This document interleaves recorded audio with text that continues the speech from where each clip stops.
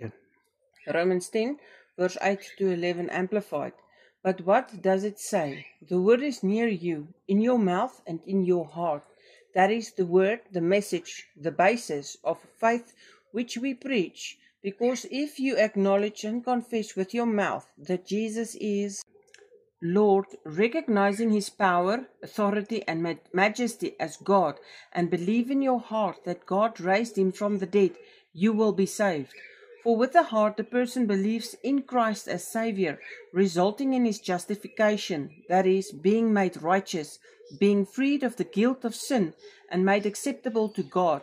And with the mouth he acknowledges and confesses his faith openly, resulting in and confirming his salvation. For the scripture says, whoever believes in him, whoever adheres to, trusts in, and relies on him will not be disappointed in his expectations.